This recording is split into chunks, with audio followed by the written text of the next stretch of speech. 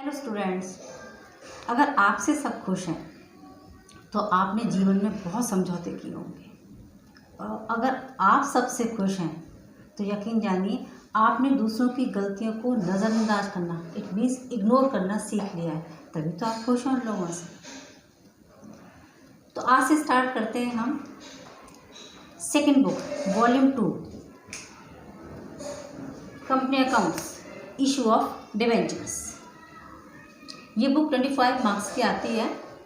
Issue of shares, ये हमारे videos यहाँ पे अपलोड हो चुके हैं और अब हम पढ़ाएंगे यहाँ से इशू ऑफ डिवेंचर्स। तो आज से स्टार्ट करेंगे तो आई थिंक 4 वीडियोस में ये कंप्लीट हो जाना चाहिए। तो चलते हैं हम डिवेंचर्स की साइड पे। देखो भाई, सबसे पहले तो बात आ जाती है आखिर ये डिवेंचर होते क्या हैं। अगर आपको शेयर क्लियर है पूरा तो डिवेंचर बिल्कुल उसके अपोजिट होता है। डिवेंचर क्या होते हैं? डिवेंचर कंपनी लोन लेती है, ठीक है भाई। वो कितने तरीके से अपने फंड्स को रेज करती है, तो बाय शेयर कैपिटल भी कर सकती है, तो बाय डिवेंचर्स भी कर सकती है। शेयर कैपिटल तो ओनर हो गए कंपनी के, और डिवेंचर्स कौन होगा? डिवेंचर माने सिंपल पहले वर्ड्स में समझिए। डिवेंचर मतलब होता है कंपनी ले रही है अब लोन लोगों से, ठीक है, लोन ले रही है यानी कि ऋण ले रही है, क्लियर है ना। तो जब हम लोन लेंगे किसी से तो कुछ तो लिखेंगे उसको किसी पेपर पे, तो एविडेंस के लिए बस उसी को हम क्या कहते हैं? वही जो डॉक्यूमेंट होता है जिस पर ये लिखा जाता है कि इतने रुपए का लोन लिया गया, इतने इंटरेस्ट की रेट के साथ लिया गया, इतने टाइम पीरियड के लिए लिया गया, तो फिर वो क्या कहलाता है? उसे कहते हैं हम डिवेंचर, ठीक है। इसका मतलब कंपनी और वो जो पर्सन जिससे हमने लोन लिया, ये उन दोनों के बीच का एक क्या है समझ लीजिए, एक लिंक है, ठीक है, एक एविडेंस। क्लियर हुई मेरी बात? डिवेंचर क्या होता है ना, बस यही लिखा हुआ आपने। डिवेंचर को लेता कौन है? Debenture debt taken by company, है ना। डिवेंचर मतलब ये जो डेट्स हैं किसने लिए हुए हैं? ये कंपनी ने लिए हुए हैं। अच्छा, फिर ये क्या होता है? ये एक रिटन इंस्ट्रूमेंट है, लिखा हुआ रहता है। टर्म्स ऑफ रीपेमेंट उसमें लिखा होगा कि रीपेमेंट किस तरीके से किया जाएगा। भाई वापस भी तो करना होगा ना हमको, ना लोन लिया है तो लोन को हम वापस भी करेंगे, तो कैसे किया जाएगा। रेट ऑफ इंटरेस्ट, ये हमेशा प्रीफिक्स होते हैं। प्रीफिक्स मतलब डिवेंचर के आगे, डिवेंचर ये वर्ड लिखा हुआ, इस पर ऐसे जैसे 6%, 7%, 9%, ऐसे प्रीफिक्स उसकी रेट ऑफ इंटरेस्ट उस पर लिखा हुआ रहता है हमेशा, ठीक है। पहले से प्रीडिटरमाइंड होता है कि कितने % पर आप इसको इंटरेस्ट देंगे, ठीक है ना, ये लिखा होगा। और क्या होगा, है ना, ये लॉन्ग टर्म बोरिंग्स, ज़्यादातर लॉन्ग टर्म बोरिंग्स होते हैं कंपनी के, लंबे टाइम के लिए लोन लिया जाता है, 5 साल, 10 साल, 20 साल, ठीक है। और क्या होते हैं? ये सिक्योर होते हैं, सिक्योर्ड भी हो सकते हैं, मतलब ज़्यादातर केसेस में सिक्योर होते हैं। ये लिखा ना, by way of assets, assets को रख दिया जाता है, तो मतलब उसका मतलब क्या था ये भी बता देते हैं। एसेट्स को सिक्योर कराने का मतलब होता है इन केस अगर हमने डिवेंचर का पेमेंट नहीं किया तो वो उस एसेट्स को उस डिवेंचर होल्डर को दे दिया जाएगा। इसको कहते हैं secured by way of assets. समझ आ गई इतनी बात? अच्छा, अब चलते हैं भाई, ये तो हो गया सारी चीज़ें, ठीक है ना। अच्छा, जिस पर्सन के पास डिवेंचर्स होते हैं उसे हम कहते हैं डिवेंचर होल्डर्स। क्या कहते हैं? जैसे शेयर इसके पास होते हैं, शेयर होल्डर्स होते हैं ना, ऐसे डिवेंचर जिसके पास होते हैं वो होते हैं डिवेंचर होल्डर्स। जैसे डिवेंचर जैसे ही क्या होते हैं? ये बॉन्ड्स होते हैं, बिल्कुल डिवेंचर जैसे होते हैं, ये भी लोन लिया जाता है। बस क्या होता है कि इसके आगे रेट ऑफ इंटरेस्ट नहीं लगाते, वो प्री डिटरमाइंड नहीं होती, बाद में डिटरमाइंड हो जाती है। और भी हमारे पास जैसे 0 कूपन बॉन्ड है या फिर डीप डिस्काउंट बॉन्ड है, और भी इंस्ट्रूमेंट्स होते हैं ऐसे ही जो जिससे ना कंपनीज हैं वो लोन उठा सकती हैं, जैसे पब्लिक डिपॉजिट्स हैं ना। बस इसमें अंतर यही रहता है कि डिवेंचर्स में एक रेट लगा हुआ रहता है हमेशा, प्रीफिक्स इसमें नहीं होता। होते ये भी डिवेंचर्स, ये भी इंस्ट्रूमेंट का ही काम करते हैं। अच्छा, ना क्वेश्चन आ जाता है डिवेंचर और शेयर में फिर डिफरेंसेस क्या हुए। तो डिवेंचर शेयर्स के डिफरेंसेस शॉर्ट में हमने लिख रखे हैं। देखो, डिवेंचर्स क्या होते हैं? ये कंपनी की डेट्स हैं, डिवेंचर्स कंपनी के डेट्स हैं, that should have to paid at a particular point of time, right. तो फिर ये लेंडर हो गया कि नहीं हो गया जो दे रहा है, डिवेंचर होल्डर, है ना। लेकिन शेयर क्या है? शेयर कैपिटल है, और ये लोग क्या होते हैं? ये होते हैं कंपनी के owner, shareholders, assume as a owner of a company, clear. इसमें इंटरेस्ट पेड करना पड़ता है, लॉस और प्रॉफिट कुछ भी कंडीशन हो इंटरेस्ट तो आपको पेड करना ही करना पड़ेगा ना, है ना।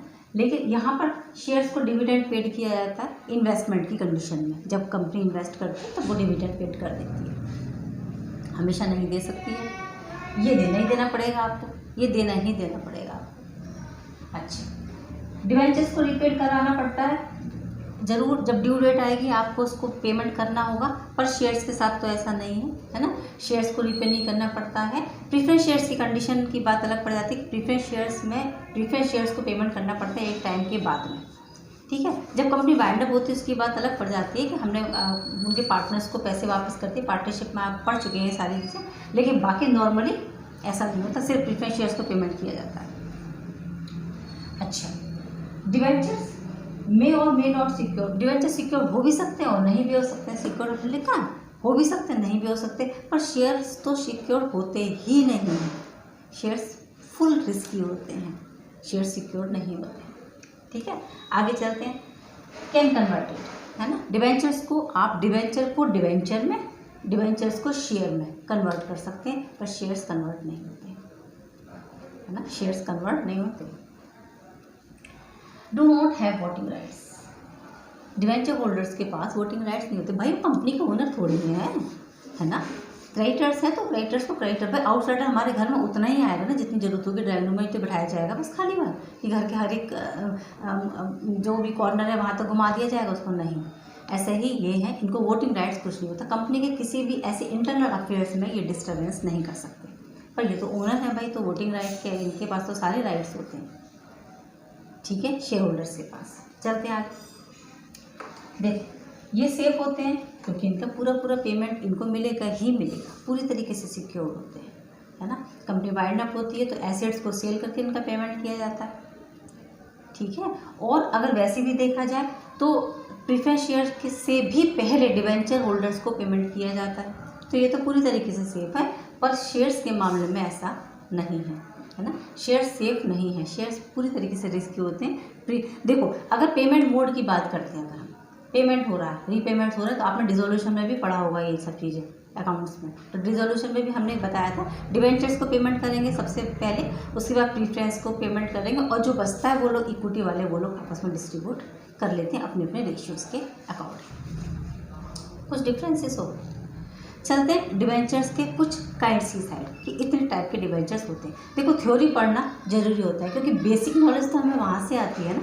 अकाउंटेंसी न्यूमेरिकल होना वो एक पार्ट है, लेकिन थ्योरी भी आपको पता होना चाहिए। कोई पूछेगा डिवेंचर्स क्या है, क्या आपको पता ही नहीं होगा अकाउंट्स के स्टूडेंट, इसलिए थ्योरी भी पढ़ें, थ्योरी को भी समझें, राइट। तो चलते हैं इसके काइंड्स की साइड।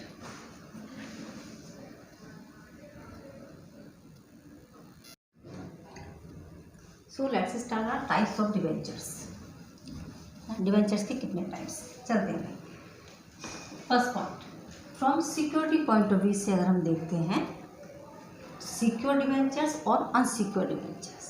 सिक्योर कौन से, देखो सिक्योर मतलब जो पूरी तरीके से सिक्योर है, ठीक है, माने उनका पैसा, जो डिवेंचर होल्डर्स हैं उनके जो दिए हुआ मनी है वो कभी भी कंपनी में डूबेगा नहीं, क्योंकि उस पर चार्ज लगा हुआ है, राइट। उन पर चार्ज लगा हुआ है। चार्ज मतलब या तो वो फिक्स चार्ज हो सकता है या फिर वो फ्लोटिंग चार्ज हो सकता है, ठीक है।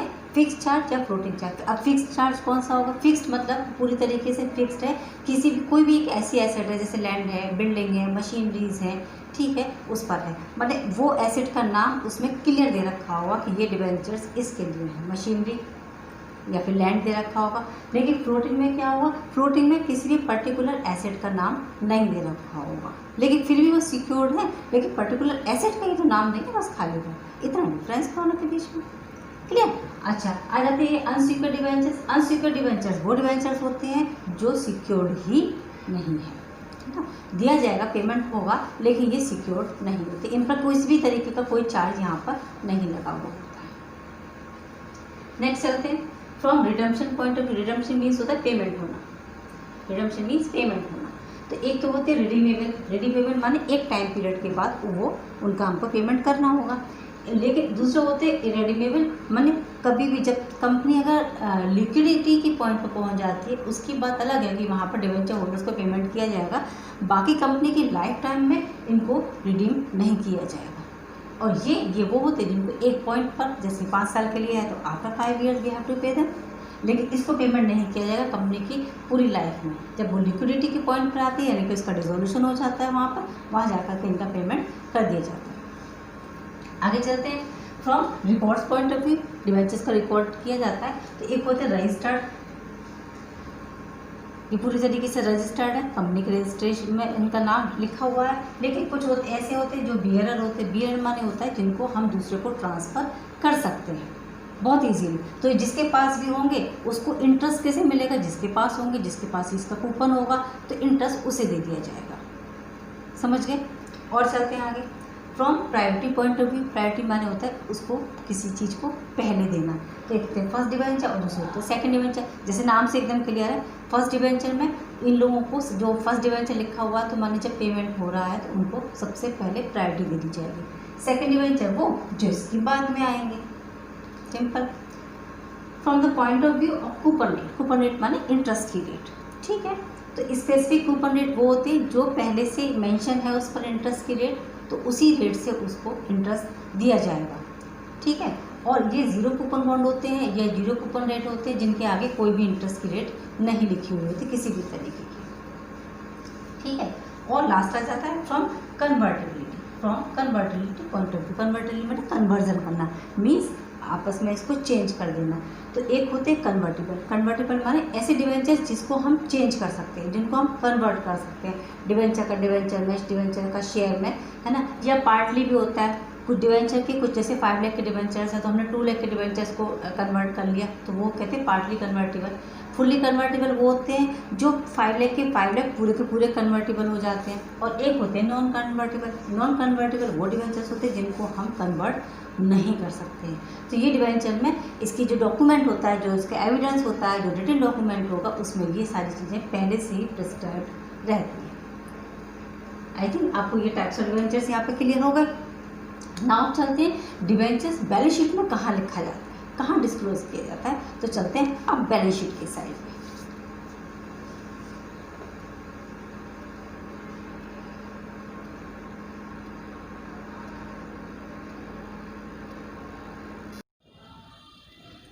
तो भाई चलते हैं अब बैलेंस शीट में डिस्काउंट को हम कहाँ डिस्क्लोज करेंगे।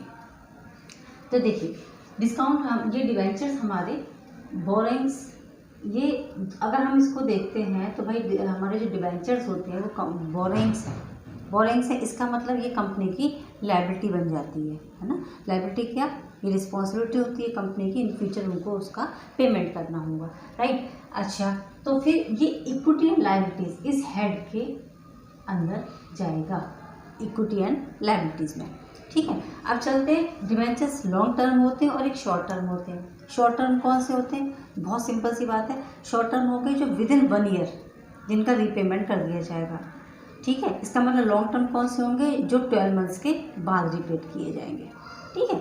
चलते हैं, अगर क्वेश्चन आपका साइलेंट है, कुछ भी नहीं बोला हुआ, तो डिवेंचर्स को लॉन्ग टर्म बोरिंग्स में ही इंक्लूड किया जाएगा ऑलवेज।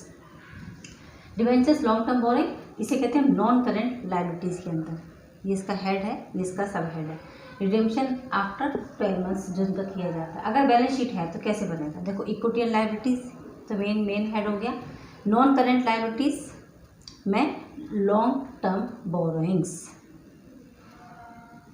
ठीक है। नोट टू अकाउंट में लॉन्ग टर्म बोरोइंग्स लिख देंगे, यहाँ पर ये उसके अमाउंट, डिवेंचर्स के नंबर्स और बाहर हमारा अमाउंट आ जाएगा। इसका मतलब हेड हमारा इक्विटी लायबिलिटीज़, ये तो मेन आ गया टाइट। ये हेड क्या हो गया हमारा, long term non current liabilities, और ये हो गया हमारा सब हेड लॉन्ग टर्म बोरोइंग्स। सब हेड को नोट टू अकाउंट में शो कर देंगे। इसका अपोजिट अगर हम शॉर्ट टर्म बोरिंग में चलते हैं तो शॉर्ट टर्म बोरिंग बस इसमें जो नॉन करंट है उसकी जगह करंट लिख जाएगा, current liabilities short term borrowings, और यहाँ पर आ जाएगा ये लॉन्ग टर्म बोरिंग्स की जगह क्या आ जाएगा, शॉर्ट टर्म बोरिंग्स, ठीक है। अच्छा, इसके अलावा एक और होता है जहाँ पर हम डिवेंचर्स को क्या करते हैं, होते तो वो करंट में है, लॉन्ग टर्म के होते हैं, लेकिन हमको करंट लायबिलिटीज के साथ उसको पेमेंट करना होता है विद इन 1 ईयर, तो फिर उसमें करंट लायबिलिटी ना लिखे हम क्या लिख देते हैं यहाँ पे, अदर। अदर लाइबिलिटीज़ लिख देते हैं, अदर नॉन करंट लाइबिलिटी लिखा हुआ है ना यहाँ पे, तो नॉन करंट लाइबिलिटी की जगह लिख देते हैं other current liabilities. Other current liability अगर ऐसा होता है कि किसी भी लॉन्ग टर्म डिवेंचर्स को और शॉर्ट टर्म के अंदर पेमेंट करना होता है तो लिखा जाता है उसको अदर करंट लाइबिलिटीज़, और पेमेंट कर दिया जाता है।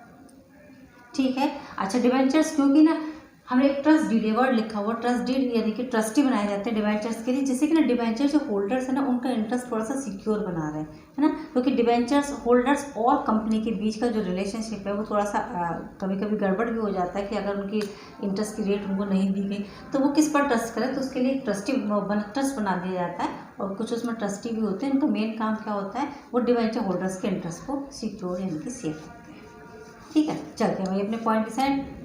अब हम चलते हैं इशू ऑफ डिवेंचर्स की साइड। बिल्कुल सेम टू सेम शेयर जैसा, बिल्कुल सेम जैसे हम शेयर को इशू करते थे, सेम उसमें छोटी सी एंट्री होती थी, ऐसे ही हम डिवेंचर्स को इशू करेंगे एट पार, एट प्रीमियम, और डिवेंचर डिस्काउंट पर भी इशू किए जाते हैं। सेम डिवेंचर्स को कंसिडरेशन अदर देन कैश करेंगे, इसमें भी ओवर सब्सक्रिप्शन होगा और अंडर सब्सक्रिप्शन होगा, प्रोराटा भी होगा।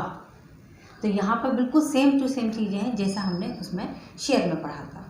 अगर आपको शेयर अच्छे से क्लियर होंगे तो डिवेंचर तो ऐसा लगेगा डिवेंचर्स में तो कुछ है ही नहीं। तो चलते हैं डिवेंचर्स के इशू ऑफ डिवेंचर्स की साइड।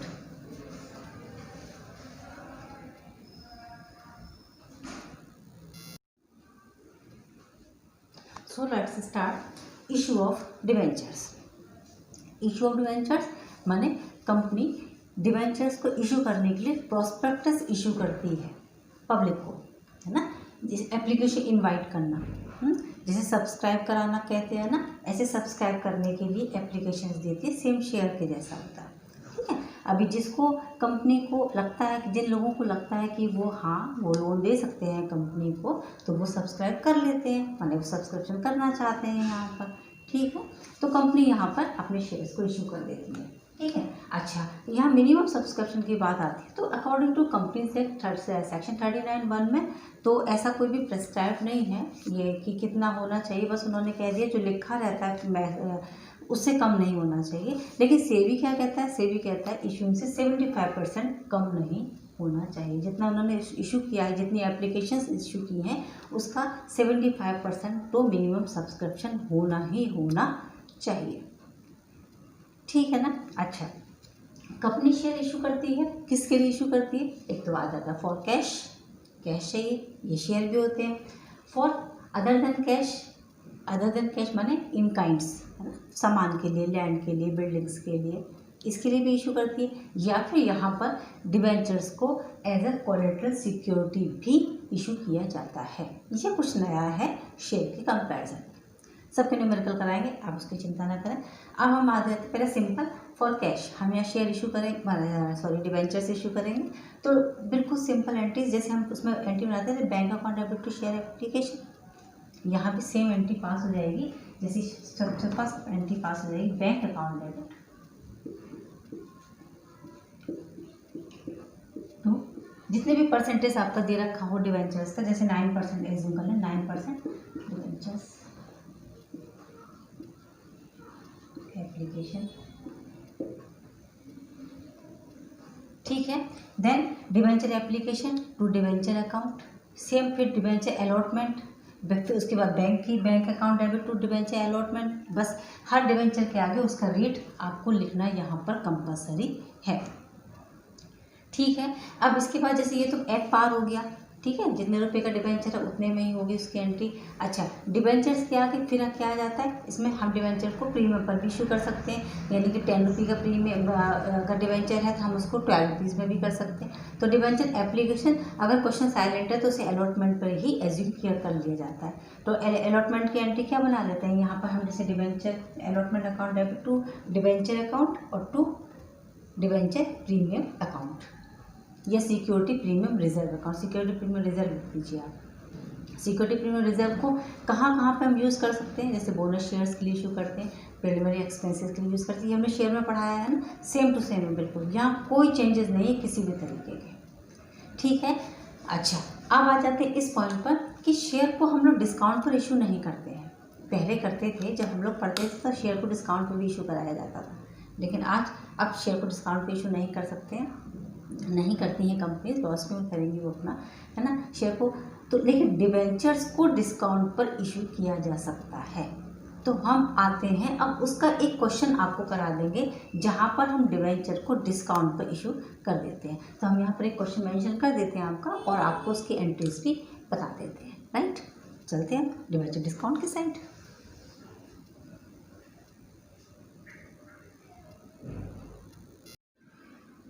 So let's start about the issue of debentures at discount. ठीक है, यहाँ पर कंपनी डिस्काउंट पर अपने डिबेंचर्स को इशू करेगी। इसको डिस्काउंट जो होता है उसको loss on issue of debentures भी कर सकते हैं, क्योंकि कंपनी का लॉस ही है इस तरीके का। ठीक है, अच्छा, इसे ये है कैपिटल लॉस। ठीक है, discount on issue of debentures is a capital loss of company. अच्छा, इसे राइट ऑफ भी कर सकते हैं भाई, राइट ऑफ तो करना ही पड़ेगा कंपनी को कहीं ना कहीं से। तो कंपनी यहाँ कहाँ से राइट ऑफ करेगी इसको? फ्रॉम सिक्योरिटीज प्रीमियम रिजर्व, जो प्रीमियम आता है उससे इसको राइट ऑफ कर सकती है, या फिर from the statement of profit and loss account, या फिर प्रॉफिट एंड लॉस अकाउंट के स्टेटमेंट से इसको राइट ऑफ कर सकते हैं। राइट ऑफ के क्वेश्चंस इस चैप्टर के लास्ट तक हम आपको करा देंगे, नॉट नाउ, करा देंगे। ठीक है, अब चलते हैं इसके एक छोटे से क्वेश्चन की साइड। कंपनी ने इशू किया है 20,000, हमने शॉर्ट में लिखा है question, 20,000 9% debentures of ₹100 each, discount है 4% का, 30 रुपीज़ एप्लीकेशन पे, और बैलेंस ऑन अलॉटमेंट। और बैलेंस कितने रुपीज़ का हो गया? इसका मतलब 70 रुपीज़ का बैलेंस इनके अलॉटमेंट पर हो गया। डिबेंचर्स रिडीमेबल होंगे आफ्टर 5 ईयर्स। ठीक है, रिडेम्पशन की भी एंट्रीज इसके बाद बताएंगे। ठीक है, चलो स्टार्ट करते हैं। सिंपल, बैंक अकाउंट डेबिट,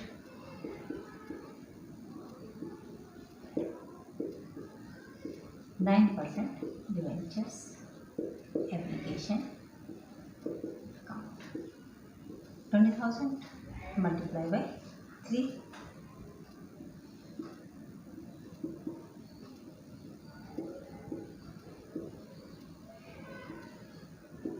ठीक है। सेकेंड एंट्री डिबेंचर एप्लीकेशन,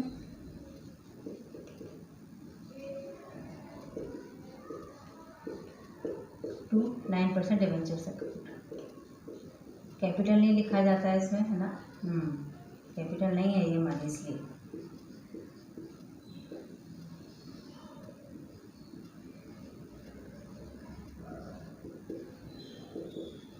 ना अलॉटमेंट। क्वेश्चन साइलेंट होता है तो डिस्काउंट भी अलॉटमेंट पर ही दिया जाएगा। Okay, 9% debentures allotment. ठीक है, discount on issue of debentures पूरा लिखा जाएगा, discount on issue of debentures to 9% debentures account, है ना। हमेशा रेट लिखना कंपलसरी है यहाँ पर।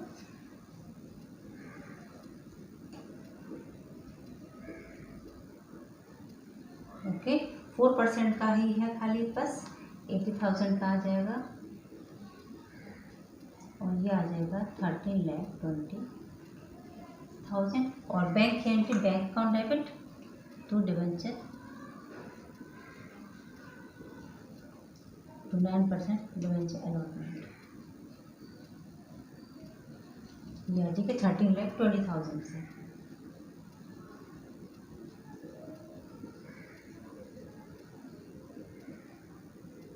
ठीक है, तो डिबेंचर पे डिस्काउंट हमारा हो गया है 80,000 रुपीज़ का। बस इस 80,000 को हमको राइट ऑफ करना होगा आगे जा कर के। ठीक है, तो राइट ऑफ से रिलेटेड तो क्वेश्चन हम आपको प्रॉपर कराएंगे। इसके बाद हम पहुंच जाते हैं over subscription, under subscription, pro rata and discount on issue of debentures के, जिसके लिए आपको मेरा नेक्स्ट वीडियो देखना पड़ेगा। ओके चिल्ड्रन, आज के लिए इस वीडियो के लिए इतना ही। नेक्स्ट वीडियो में मिलते हैं डिबेंचर्स के कुछ और क्वेश्चंस के साथ। ओके चिल्ड्रन, तब तक के लिए टेक केयर, गुड बाय।